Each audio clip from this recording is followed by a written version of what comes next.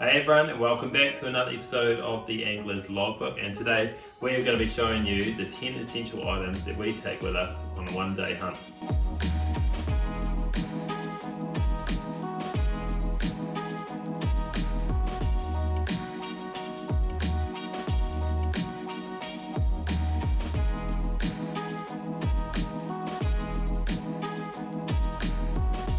Just before we get into the video, it's important to remember that the environmental conditions where you're hunting do vary so much depending on where in the world you are and even what part of the country you're in. So for us, we're hunting in an alpine area in South Island of New Zealand, but that doesn't mean that this gear that we take with us will necessarily be the right gear for you to take with you in your local area. So please do talk to a local hunter where you are and make sure you have all the gear you need. It's important to make sure that even if you are planning on only going for a day, that if you did have to stay out overnight, you're going to be safe, you're going to be warm, and you're going to be able to be rescued or stay alive until the next day. So without further ado, we're going to show you the 10 essential items that we take with us when we're going hunting for one day.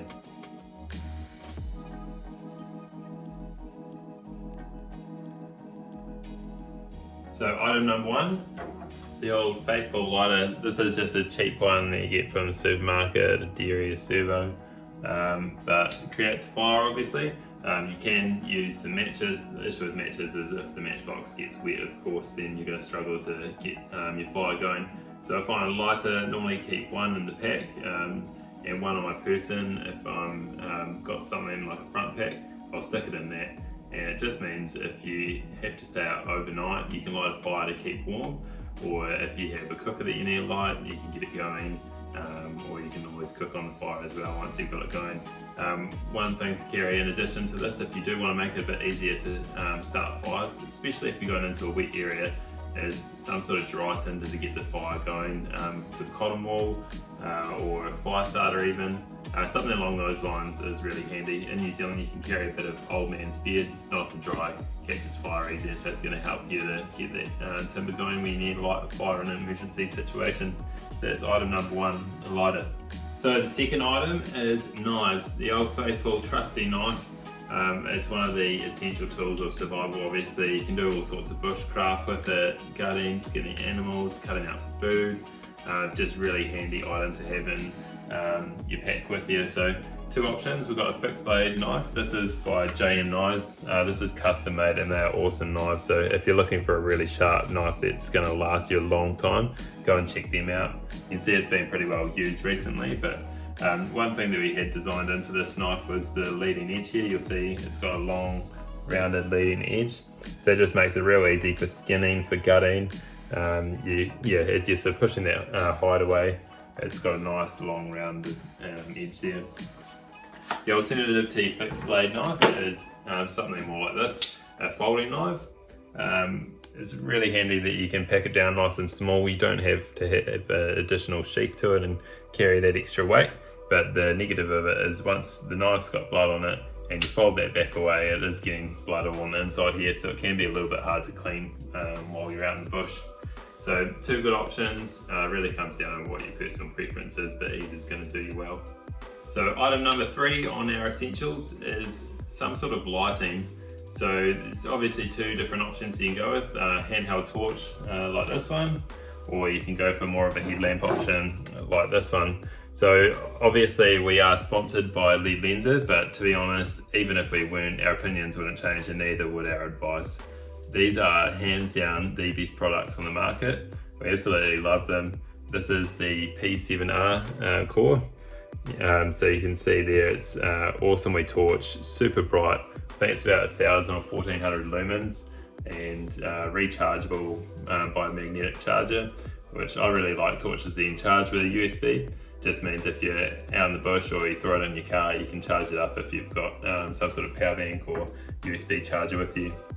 The alternative is something like this. This is the Ledlenser H7R Core. Again, super bright. I think this one's 1,000 lumens as well. And it's a fantastic lighting option. It makes night seem like daylight.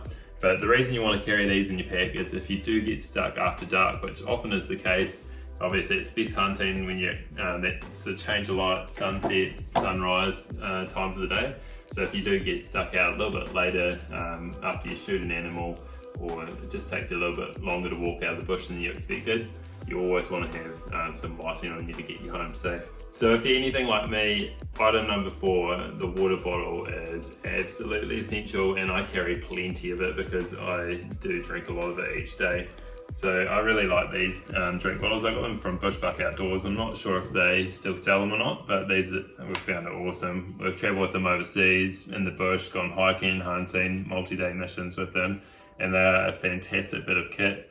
They were around about $100 New Zealand to buy, and then they have these filters inside them, which you can replace as well after about a couple hundred uses. But why I like these is it just means if you have to take water out of some dirty, grimy stream or some sort of river that's not clean, it's got stock or something bad in it, these are meant to filter 99.99% of the germs out of the water.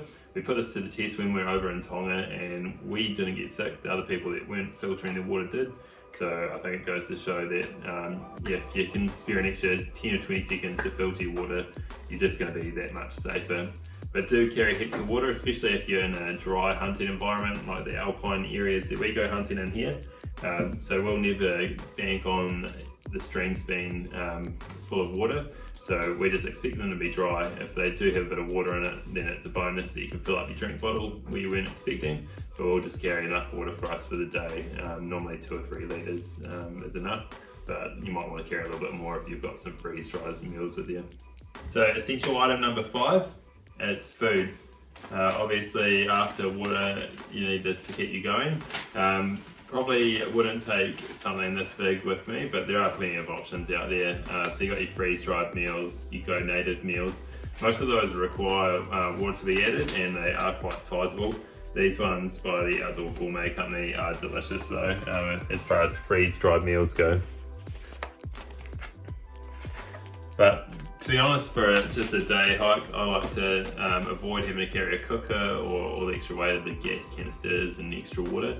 So instead of that, I will take something like some peanut slabs, some beer sticks or jerky, something with good protein and fats in it, and then some sugars, some carbs, just to make sure you're getting all those the food that is going to give you fuel to keep going while you're out hiking. So that'd be our recommendation.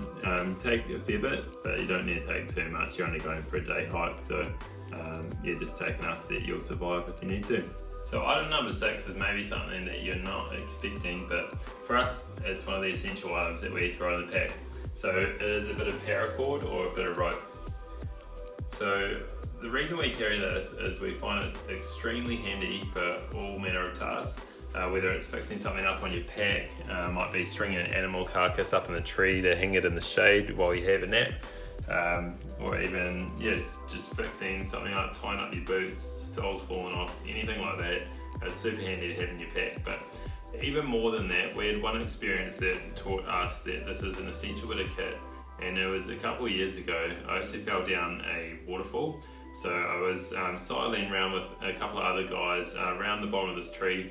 They'd just gone around it, and it was, to be honest, it didn't look scary or like you'd expect anything to happen. But essentially all like the mossy ground under my feet just gave way, and I ended up sliding down this sort of 2 to 3 meter slope, and then had about a 5 to 6 meter vertical fall down a rock face. Had the whole hillside tumbling down with me, all the branches and rocks crashing down. And the only thing that saved me was that there was a little pool in the bottom. It was only up to my thighs deep, and it broke my fall, so I didn't break my legs or have some sort of very serious injury falling 6 meters vertically onto rocks. So I was very lucky that day. But straight after that, to get out of there, the guys managed to get down there, but to get back out, it was this mossy, slippery, like green surface on both sides. We couldn't go further down the river because it turned to waterfalls, and there just wasn't any way out by going down. So we had to go up the sides of these banks, but to get up there, we needed a bit of paracord. So what we did, one guy managed to climb up holding onto a bit, and then pulled our packs up with this, and then pulled us up after that. So it just gave us a good support. You're going up sort of 7 to 8 meters up this slippery bank, and it was the only way we got out of that. So after that, it's an essential bit of kit that I always carry just in case anything goes wrong. So item number 7, it's a pair of binos or binoculars. So obviously to spot the animals when you're out hunting, you need something to be able to spot them with. So we've got our binos in here. So we use 8x42s, but to be honest, in an alpine area, I'd probably more recommend 10x42s. So we've got it in this Badlands case. There are some other good options out there, like Bushbuck I know do one that looks better than this. This one we just got because it has the magnetic close, so it's nice and easy to pull open and shut. But that just clips around here. It's got shoulder straps, clips right around you. You can wear it whether you're wearing your pack or not. But it just keeps your binos nice and close, so if you want to spot an animal, you can just flip it open, pull your binos out, and away you go. It is also handy having this on your front, just for the fact that anything that you might want to take with you while you go out for a wee stalk, more so if you're staying overnight probably, but we'll put a knife in there, we'll put in a lighter, a snack, and then it's also got a compartment at the back to carry water bottles or something else. Essentially you might throw a torch or something in there, so really handy bit of kit to have. If you have the binos, great, but having a bino bivvy or a bino bag like this is going to make things a heck of a lot easier for you. So item number 8, it's clothing, and obviously this encompasses quite a wide range of things. A couple of things you do want to make sure you got is a decent pair of boots. They just save your feet, save you getting blisters, and if you roll your ankle or something, it's no good if you're up on the side of a hill. So just make sure you got a decent pair of boots with you. A couple of other essential things is to have some good layers on you. So we use bushbuck gear, you've got good armour tees. We've got these shorts that are awesome in the wet. You can sit down on snow, keeps your bum dry. And then another essential bit of kit is some waterproofing layers. So take a decent jacket with you, something that's lightweight and quiet if you're hunting. And you might want to think about carrying some other base layers such as polypro or merino is good as well. Any woolen products are going to keep you warm even if you're wet. So make sure you've got good clothing, pack plenty in case you nest out when it's cold, the weather changes, turns to rain, or you have to stay overnight so you're nice and warm. So item number 9 on our list, it's a survival blanket. So we've got one here, it's actually an emergency bag this style, same thing, it's some sort of foil layer to radiate your heat, so if you get stuck out overnight with this emergency bag, you can get inside it, keeps you warm, so you're going to survive the night. Obviously not as comfortable as sleeping in a bed with blankets or a sleeping bag, but it's just something that's lightweight. It's real easy to throw this in your pack, doesn't take up much room at all, but in an emergency situation this is going to be amazing and keep you warm and alive through the night. So some sort of emergency bag or survival blanket, yeah, highly recommend that. So the 10th item, the final item, it's a pack of course. Hard to pack all this gear in unless you have something to put on your back and put it inside. So this is a Paracord pack. To be honest, I actually find this one doesn't fit me very well. One thing you want to make sure with a pack is that when you're under heavy load, if you've loaded up an animal carcass or heaps of gear in it, it fits well on your shoulders, it's comfortable and you can wear it all day without getting sore. But it does the job. I think this one's around about a 30 or 40 litre plus 10. So the plus 10 just means it can expand up, so this bit can fill out a bit. But it carries heaps in it. It's pretty decent, it's held together well. I've had it for maybe 5 or 6 years now and it's done everything I've asked of it. One good thing I do like about this is it has this scabbard on the front, so you can put a rifle on there, and this bottom bit flips out.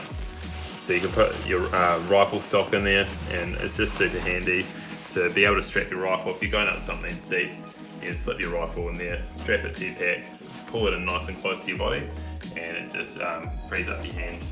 So obviously if you're going out hunting, you're going to need some sort of weapon or firearm, whether it's a bow or a rifle. So obviously take that with you, but I don't want to be giving out advice because I'm not an expert. I'm a big believer in not giving out advice unless you have some form of experience or knowledge about the topic. So yeah, maybe talk to someone who has a bit more of an understanding on what you should be using, but obviously you're going to have to take that in addition to these 10 items. But hopefully this video has given you a bit of an idea on some key items to think about when you're packing. One other thing to mention is that you do want to try and keep it light, so make sure you have everything you need and nothing you don't. and then you'll have a happy and successful day out hunting. So thank you so much for watching the video. If you do enjoy watching our videos, then please do subscribe to our channel, drop a like on the video, or leave a comment if you'd like us to film something in particular on an upcoming video. You can check us out on Instagram at The Angler's Logbook. But thank you so much for your support, we really appreciate it, and we'll catch you in the next one.